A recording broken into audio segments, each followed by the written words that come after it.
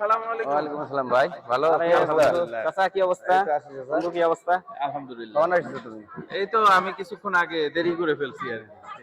সকালে না কিছুক্ষণ আগে আসছি। ছুটি কয়দিনের? আছি 10 দিনের ছুটিতে। 16 তারিখ তো ভালোই। পর্যন্ত। মাইক্রোফোনটা কোথায়? দিচ্ছি। চাচা এখানে বসে। আচ্ছা আবার শুরু। তো চাচা কেমন আছেন? শরীর স্বাস্থ্য কেমন? আছি আলহামদুলিল্লাহ, এখন আল্লাহ তাআলা যেভাবে রাখে আর কি। পাটা তো আসলে বাইক দুর্ঘটনায় আসলে অনেক আপনি ভোগান্তির শিকার হলেন, অনেক কষ্ট করলেন। এখন তারপরে মোটামুটি আল্লাহ পায়ের- তাআলার কাছে অনেক শুকরিয়া যে চলাফেরা করেছি, উঠা বসা করেছি, যাই হোক টুকটাক ব্যবসা বাণিজ্য করেছি, এই আল্লাহ তাআলার কাছে শুকরিয়া।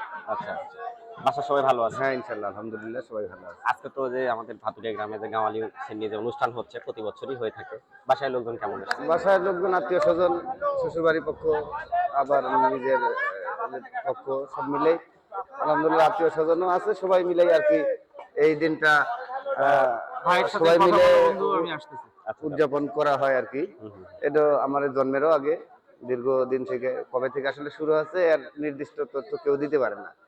তারপর থেকে বর্তমান এখন 26 সাল, নতুন বছর, বছরের শুরুতেই এই শীতের মৌসুমে এই পলুয়া সিন্নি নামে এই সিন্নিটা করা হয়।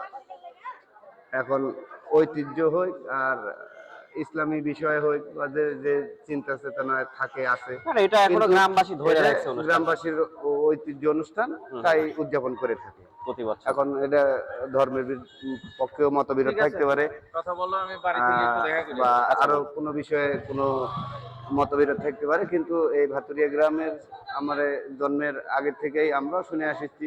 আমার বাপেরাও দেখেনি যে আসলে কবে থেকে শুরু হচ্ছে, আমার দাদারাও বলতে পারে না যে আসলে কবে থেকে শুরু হচ্ছে। তো আমি দোয়া করি আপনি আল্লাহ তাআলা যেন আপনাকে সুস্থ করে। ঠিক আছে স্যার? আচ্ছা।